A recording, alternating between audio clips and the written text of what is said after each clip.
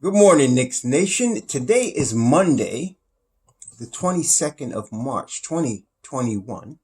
It's now springtime, 2021. Happy spring, happy Monday. Hope you're all doing well. Hope you're healthy. Hope if you are sick, you're overcoming it and COVID free. Blessings upon those that work in the healthcare field, trying to save lives, oftentimes risking their own in order to do so. And to those also who pick up garbage and make deliveries for us also. And those that are out here trying to save boys and girls, men and women and teenagers from the clutches of sex trade and sex slavery operations. Curses upon those that support child pornography and sex slavery. Double blessings also and finally upon those that are working to help the homeless, of which there are 500,000 plus in the United States alone, millions around the world, men and women, boys and girls, and veterans. Blessings upon those helping and those that are homeless, and may the Most High end homelessness forever soon. Well, there was a basketball game last night. Our New York Knicks played against the Philadelphia 76ers for the second time in a week. And as it was the first time, so it was the second time, a tightly contested game that I will describe as beautiful in its ugliness. Yes, the game was beautiful in its ugliness. What do I mean by that? I love to watch basketball where every possession is important. Every foul shot is important. Every call is important. That it's a battle back and forth, and it's a defensive battle where the defenses are playing at a high level. In other words, that is called a playoff atmosphere, because that's the way playoff basketball is played, generally speaking. Some years you get a team such as, a few years back with the Golden State Warriors that is so dominant, they're just going to roll through everybody. They're just so superior in talent. And so you're not going to get that general playoff feel when they come through on a particular year, when they had Durant along with Klay Thompson and, of course, Stephen Curry and Draymond Green. They were just overwhelming everybody. Of course, when they played Cleveland the year Cleveland beat them in the finals with LeBron, you did have that playoff atmosphere. You did have that thing because LeBron just would not let his team lose. But generally, 9 times out of 10 in the playoffs, that's how it is. It's a defensive battle. It's every possession is important. Every call is important. Every foul shot is important. Everything, every move becomes important, and it brings out the best in everybody. It brings out the best in the players, brings out the best in the coaches, because it becomes a chess match. Coach makes an adjustment, the other coach makes a second adjustment, and then the moves continue like that. And what end up happening in a situation like that is players that normally would not be counted on to win games for you. Okay. Or players step up that normally, because everything's been checked and checkmated again. And you end up with a couple of guys that you didn't expect to come do things. And that last night's game was all of that. It was all of that. The Knicks lost the game, I have to say, because of a terrible refereeing call. It was a terrible ref call. And let me explain why. Normally, this is one of the rare times we'll talk about officiating in terms of it affecting the outcome of a game. And that's what you don't want in any basketball game, particularly, though, in the NBA. You do not want the officials to be the ones that determine who wins the game. Okay? Now, and on this rise is the problem. All game long, for 53 minutes, 48 in regulation and a 5-minute overtime, for most of that 53 minutes, the referees were allowing the two teams to play. What do I mean by that? They weren't calling them a lot of ticky-tack fouls. They call a couple of them, because this is the modern NBA. But for the most part, the games are extremely physical. I like that. And the beauty of the defenses was shining. Both teams play very high-level defense. As a matter of fact, the three best defensive teams I've seen this year in this particular season have been the New York Knicks, the Philadelphia 76ers, and finally the Miami Heat. I mean, they played tremendous defense. And that's why, again, before we even get into the rest, no team wants to see the Knicks in a 7-game series. And that's why. If they play that level of defense against anybody, they have a chance to win. Against anybody. I don't care who it is. If they play that level of defense on a consistent basis. Okay? We got Mitchell Robinson back for 16 minutes last night. And he was off. He was rusty. I mean, he had been off for 7 weeks. He missed several shots that he would normally make. He lost the ball on a couple of occasions that he normally wouldn't have lost it. And he was a little over anxious because he's a young guy and he really wanted to come back and play, so all that. Then he twisted his ankle. It looked like he twisted his right ankle, in the play and had to sit anyway. I don't expect that to stop him because he wants to play. So, and that was a factor while he was there. And we could go into many subplots. A game like this, has a lot of subplots, missed foul shots, right? Missed opportunities, blown defensive assignments. I mean, it's highlighted in a game like this because it's so tightly contested. But they let the Knicks play, for basically 53 minutes. They let them play. They let the Knicks and the Philly play physical ball, smashing each other for 53 minutes.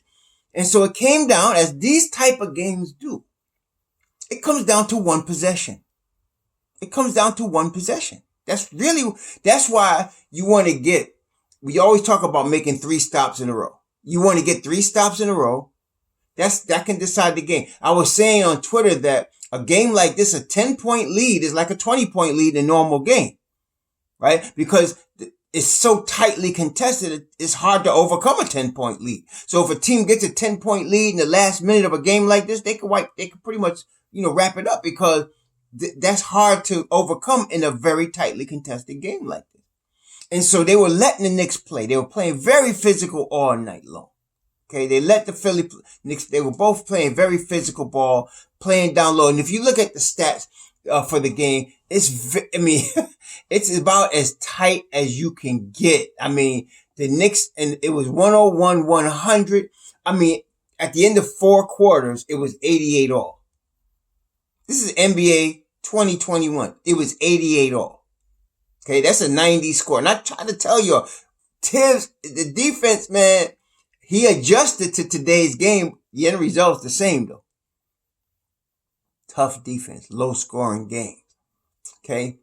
And that also contributes to missed foul shots. When the game is that intense and it takes that much energy to play the game because of the intensity level, that also creates missed foul shots. It does. People are more tired. They're more nervous.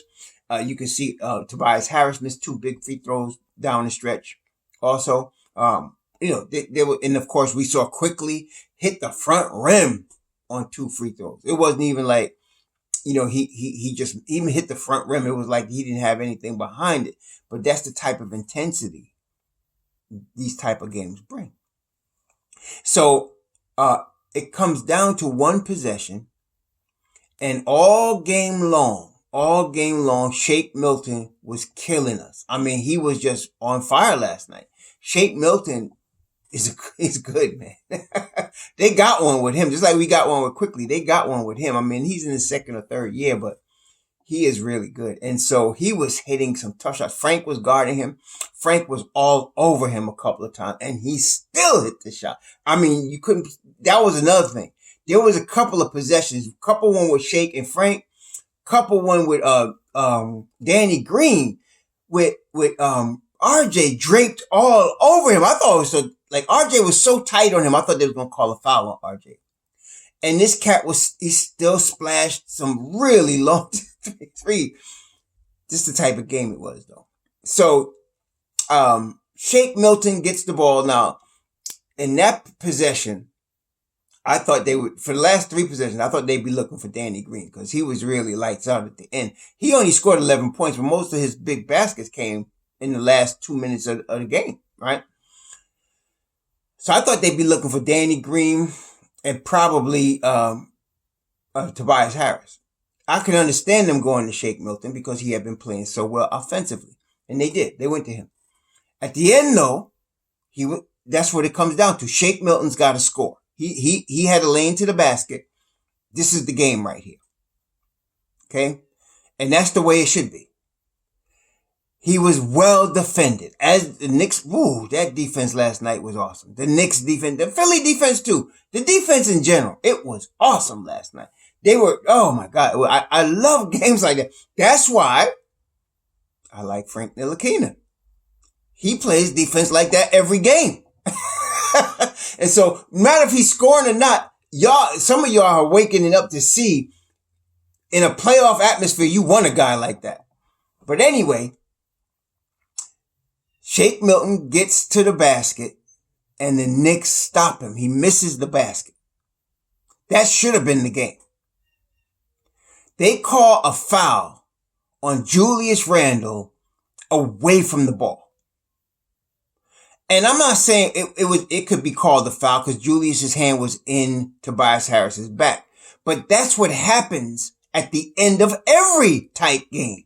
You don't let them play for 53 minutes and then in the last 10 seconds call a foul like that. That foul had nothing to do with Shake Milton missing. Now, I can understand if Shake Milton got hacked, on that last possession. And even then, referees don't like to call fouls. I mean, they could have called the foul on our last possession when Julius came the length of the court and got the ball in the lane at one of his spots. They could have called ticky-tack foul there too, but they didn't. That's the inconsistency that cost us this game. They should have, if they were going to let him play, let him play. If you're going to call fouls, call fouls. Don't decide the game with a foul call. That's away from the basketball. Don't decide the game with a foul call away from the ball. That's all I'm saying. That cost us the game. And Julius was absolutely right. There is no way you call that foul in that situation unless it's Shake Milton getting hacked. And he didn't. They just locked him down. Away from the ball, you don't call that. So that cost us the game right there. It was such a tightly contested game. And of course, on just general principle, Tibbs calls timeout to review that, to do a review of that. I don't know if they ignored him. They must have obviously ignored him. Because then they claim and say, well, you didn't. He's telling you I'm challenging the call. That was bad. But at the same time, even though we got robbed, and that's what it is, we got robbed last night. The Knicks, I wanted them to win the game for several reasons. Number one, we're Knicks fans. We want to win every game. Number two, this is a message game. That's why I said it's a big game. It's a message game. We win this game, we go 22 wins, and we let the NBA know you don't want to mess with us in 7-game series. You don't. Okay? And number three, it moved us up in the standings, right? So we lose the game, so we don't move up in the standings, right? But I think the message is still sent. You don't want New York in a 7-game series. I don't care if you're Milwaukee. I don't care if you're Brooklyn. I don't care if you're the Lakers. I don't care if you're Portland. I don't care if you're Utah. You do not want the New York Knicks in a 7-game series. You do not.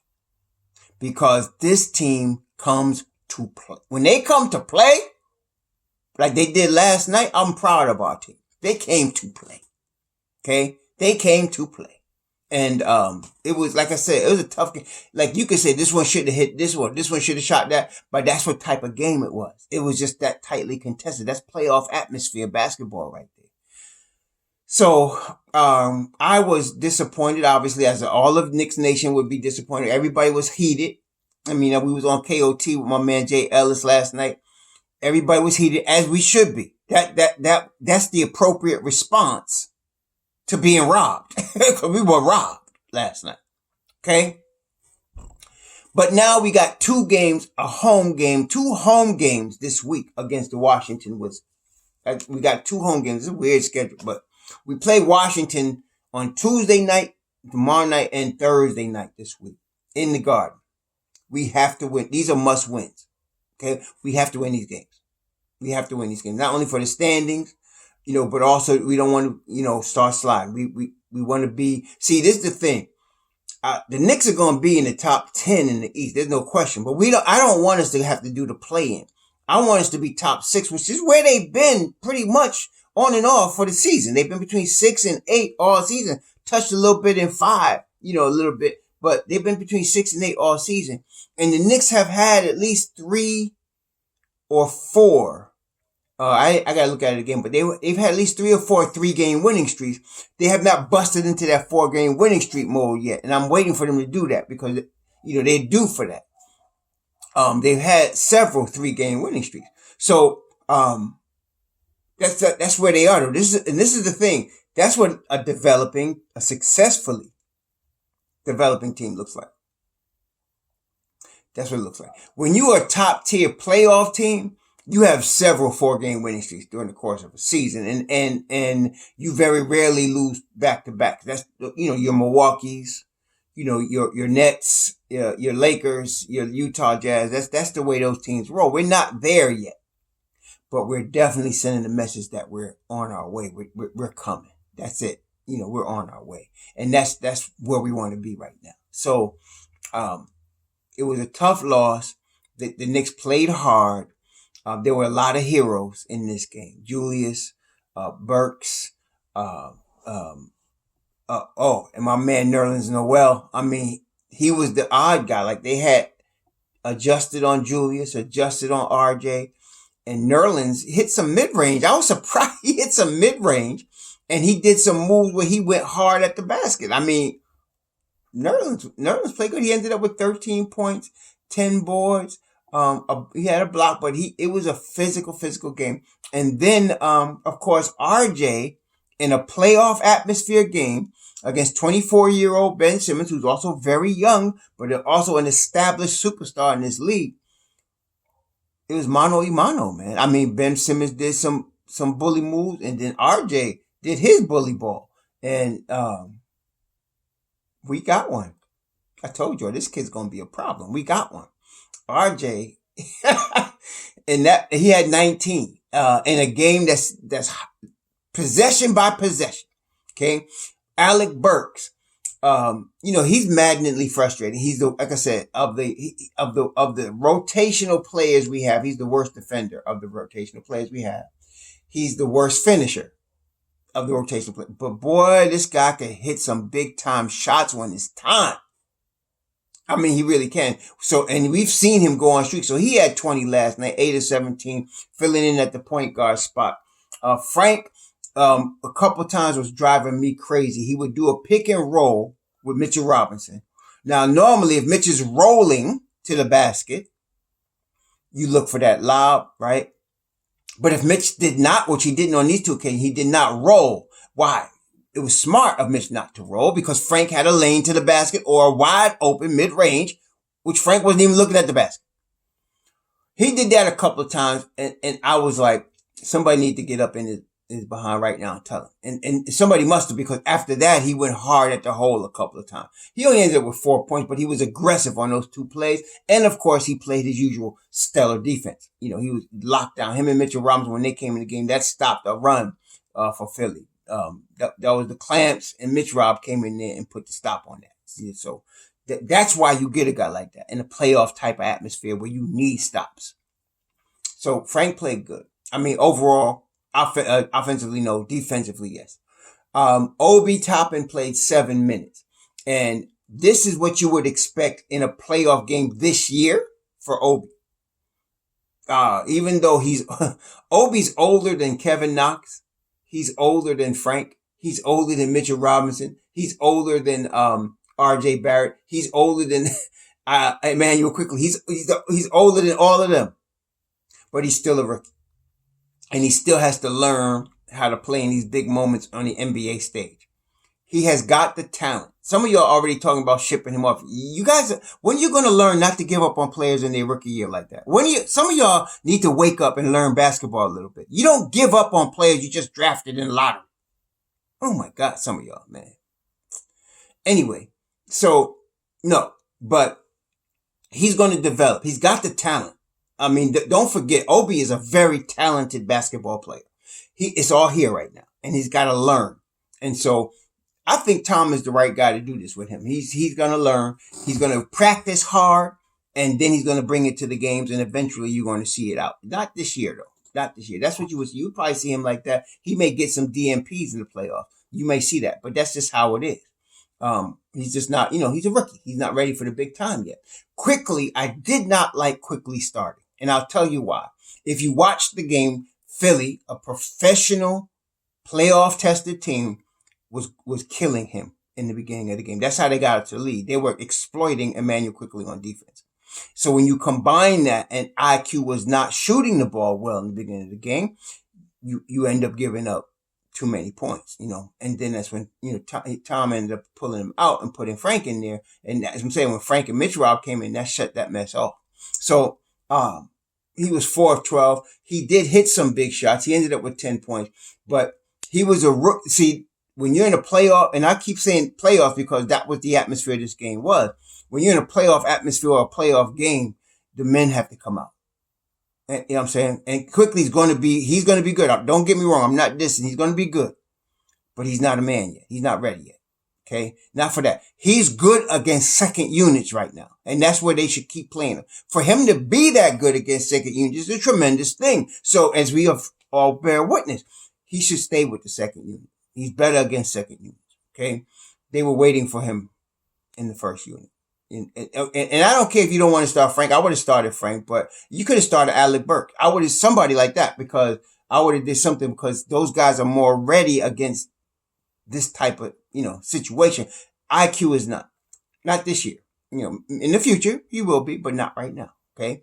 That's why what RJ did was so amazing because he's only 20 years old, man. And he was playing toe to toe with them on both sides of the ball. Yeah. We got one there. So, I like what we had. I like how we played. It was a good game. Too bad we didn't get this win. We got to get these next two against Washington for sure. We got one at a time, take one at a time. We got to win these games though. These are must wins for our New York Knicks. We got to win these games. This next one especially because we got to get back to 500, right? And then we got to establish now a winning situation. So we got to get back to 500 establish. And I think they will. Julius played 46 minutes last night. Bullock played 47. But I want to tell you, Julius did not look gassed at the end of that game, which tell you what kind of shape he's in. This wasn't a back-to-back for us. It was a back-to-back to Philly, but it wasn't a back-to-back for us. And Julius looked fresh. He looked ready to go at the end of the game. So that the shots he missed were not short. They were long, generally speaking. So I like that going forward. Bullock did only score 6 points, but he was in the game for 47 minutes because of his defense. And that's really, he was trying to guard Tobias Harris most of the game. And he did a tremendous job. The scouting report, see, this is really when you're talking about competitive playoff basketball team. The Knicks got scouting report. They made adjustments and they came back. Harris killed us the last game. This game, not so much. Harris was getting locked up. And most of that was because of Reggie Bullock. He was getting locked up. Let me see. What did he have last night? He ended up with 20. It was a quiet 20. He did end up with 20, but it was a quiet, and most of those probably came at the end too. He was 5 of 18. That ain't shooting. He was 5 of 18. So that goes to show you what doing. He was gunning. He got 20 points on 18 shots. Okay. He was gunning, but he was getting locked down. Okay. So, that's why Bullock was in the game. That's why he was in there for so long. I like it. But like I said, at this stage, we'll take that. But long term for championship, and I can't believe we're talking about Knicks and talking championship next couple of seasons, but for championship aspiration, you want a guy like Reggie Bullock in your second unit. You don't want him starting. You want a guy like that in your second unit. He would be a tremendous, he's what Taj Gibson was when Taj Gibson was younger on the Chicago Bulls. Taj Gibson was second unit, for those great teams that Tom Thibodeau had. And he played tremendous defense, and that's Reggie Bullock. So Reggie Bullock shoots a little bit better, obviously. But but for now, it'll do. Okay. Now, speaking of upgrades and all that, we talk about Lonzo Ball. Listen, y'all. I told you, Alonzo Ball wants to come to the New York Knicks. He wants to play for New York. Okay? Not only that, he's a competitor. He's not looking to diss on New Orleans right now, even though he knows in the summer he's going to leave. New Orleans knows he's going to leave. Okay? This is known. So any trade packages right now would have to be like this. If you're a team like this stupid rumor with Atlanta that people get hyped about and start talking about. Some of y'all, like I said, some of y'all like a guy that went into the casino and won, but want to come back and try again, and you're going to keep trying until you lose, the house beat you. Because we're doing well. We got a good squad. What do y'all keep bringing up all these dumbass trade packages for? I don't know. But anyway, this ain't NBA 2K, y'all. So I keep trying to tell you that. So right now, if Atlanta was to get Lonzo, it would be a rental. If the Clippers or any team was to get Lonzo, it would be a rental. Why would any team give up assets for a rental unless you feel like Lonzo's going to get you the chip? If Atlanta was dumb enough to trade Cam Reddish for Lonzo Ball, who would be a rental, and Atlanta ain't going to get no chip this year. Okay. Whatever. The Knicks are still going to sign him in the summer. And if the Knicks were to trade for him now, I'll tell you what I would give them. I would give them the Detroit second and Elfrid Payton. That's what I'd give them. And that's it. That's it. I know you said, well, they ain't going to do that. That's right. They ain't going to do that. And neither are we. Because we signing him in the summer for nothing. Okay? That's number one. Number two, New Orleans has maxed out Brandon Ingram. They are going to max out Zion Williamson.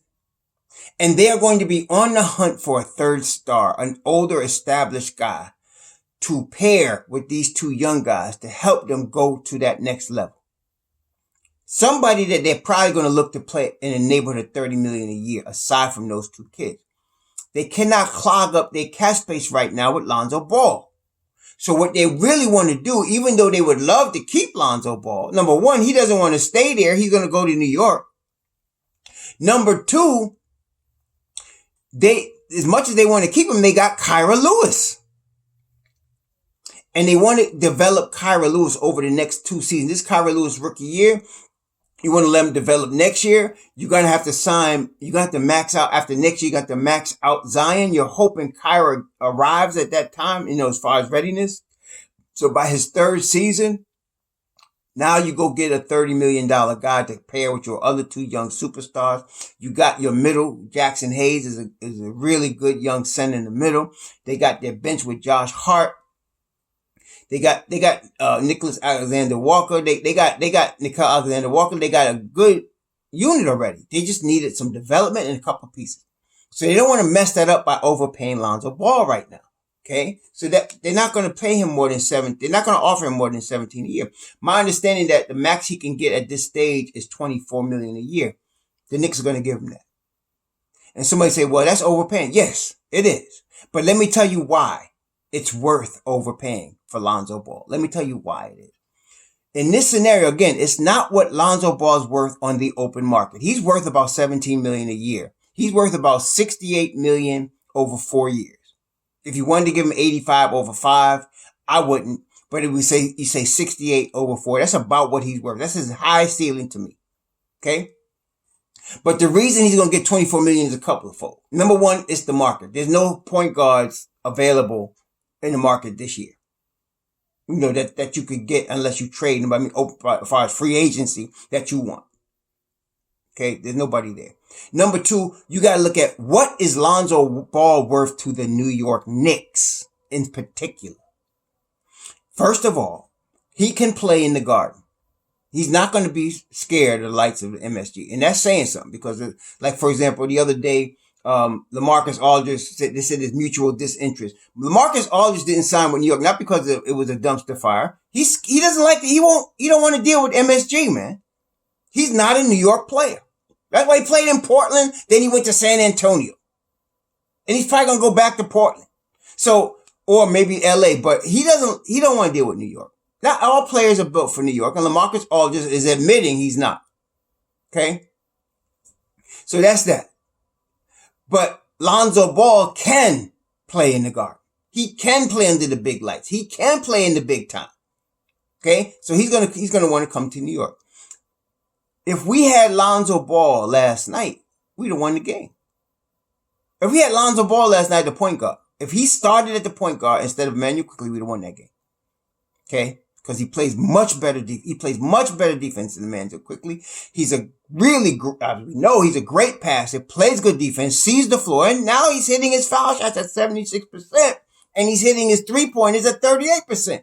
He's not a guy he's not Derrick Rose. He's not trying to get in the lanes very much. He's not going to do that. But that's not his game.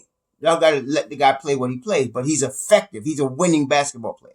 So he's worth more to us because he can help us win a first round series. Next year, you're talking about RJ's now 21. You're talking about Mitchell Robinson, 23. You're talking about now Julius Randle in his prime, 27. Okay. Emmanuel Quickly in his second year. He's 22. Frank Ntilikina will be 23. Okay. You got a real nice squad right there. So you add in Alonzo Ball to that, and you can win the first round. You could be top 4 in the East.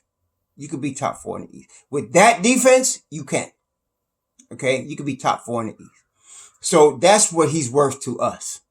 Cause that's what he helps us become. Okay. So this year, the Knicks have, in this coming season, 69, almost 70 million in cap space. Okay. We have Julius Randle locked up. That contract that Steven and Scott got that man to sign, which was a overpay at the time, but now it's a tremendous bargain, was a great contract. So we had Julius for 63 million, only the first year guaranteed and team options on the next 2 seasons. So we got that right now. So next season, we got Julius Randle locked in at like 20 million, 19.8 million. That's it. He's locked in. Somebody said, well, we should try to pay him now. Well, no, you don't do that. You don't do that. And the reason why you don't do that, he's already locked in. If you're Julius Randle, he just made an all-star team. Okay. He's a good chance of him being all NBA. So now he's going to be worth north of 150. He's probably going to be worth in the 150 to 180 range. Whereas, if you signed him now, he might be worth less. But if you're him, you're not going to do that. You're going to wait. For not only that reason, but also because of the fact that the Knicks could go over the cap to sign Julius Randle. So with the 69 million, let's say we pay Lonzo 24. That brings us down to like 45, 46 million. Let's say we pay Mitchell Robinson. I'm thinking they're going to give Mitchell Robinson anywhere from 13 to 15 million a year. Okay. I would offer him 3 years, 39 million and see what he says. If he says no, I offer him 4 years, 60 million. That's about the max I'll give for him right now. He's worth that. If you got to think of it from his perspective, from his agent's perspective, they're going to push for the Clint Capella because Mitchell Robinson and Clint Capella are very similar players. But Clint Capella has already established himself more than Mitchell Robinson has. Clint Capella got 96 million. Mitchell Robinson's not getting 96 million. So I say, 4 years, 60. So now it's 15. So you take that off. Now you got 30 million. Okay. All these guys, your Bullocks, your Noels, your, who else? Bullock, Noel, Taj Gibson, Derrick Rose, you sign them for 1 year deals. You sign all these guys for 1 year deals. Okay. If they want to come back, they come back. You sign for 1 year deals. Now, next summer, we're talking about, we're in the neighborhood, and then they're probably going to trade one of these young guys. They're going to trade one of them. I don't know who. It might be Knox. It might be Frank. It might be, who else we got? Well, those are the 2 big candidates. I don't think they're going to trade Obi yet, but Knox and Frank are your 2 big candidates. And the reason is because of their salaries. Frank is going to get an $8 million qualifying offer. If they don't trade him by this week, they're going to have to pay him $8 million as a qualifying offer. And Knox is going to be in that 5, 6, 7 range also. So if you trade them for an expiring deal, you create more cap space. So now if you do that, now you all you need is around 32 million to sign a max guy. Okay. And so next summer, that's why we wait for Julius, because you can sign your max guy if you got one that you want to go after next summer. You sign that guy, and then you go over the cap to sign Julius, because now you're in playoff mode. You're in win now mode at that point. Okay. And that's what we're talking about. Not this year. We're talking about not at the end of next season, which would be, we're talking about the season that we're preparing for will be 22-23. That's when we're really looking to make that push to the Eastern Conference Finals. Okay. So right now, you don't do all that. You don't wait through all that money where you wait. And I hope they do that. So now you sign Lonzo. If you could get Lonzo for 22 million, that's even better. If you can get him for 22, I would try, because now that 2 million is going to be important the next summer. It's going to be very important. So, if you can do that, then you don't have to trade Knox or Frank. You can keep both of them, and you can go ahead and get your max guy. So that's what I'm talking about. And also with Mitchell Robinson, every million if you can get him below 15, if you can get him at 13 or 14, every million you save is going to help you down the road. Cause if we can get to, like I said, if we pay Mitchell 15, we pay Lonzo 24, we end up with 30 million left in cap space. Okay. Sign all the rest of these guys to 1-year deals, and then at the end of next season, you're back at 30 million. But if we can get, let's say we can get Lonzo at 22, and we can get Mitchell at 13 or 14, now you're talking about 32, 33 million at the end of next season. And now you're really in a position to sign a max player. Okay. So you got your Julius, you got your RJ, you got draft picks coming, right? And now, you got Lonzo, and now you can sign a max guy. If you want a max wing player, let's say a shooter, somebody really good. That's a top 25 player in the league that could shoot the rack. You might want something like that. So that's where we'll be next year. So that's why you don't throw all your shot out this year. Just you wait. You already got Julius locked up. No need to push that. Get Lonzo. If you got to pay 24 for him, you do. But I'm going to try to get him in here at 22 to see if he takes 4 years, 88 million, or if he takes 3 years, 70, or three years, 70 would be a good number.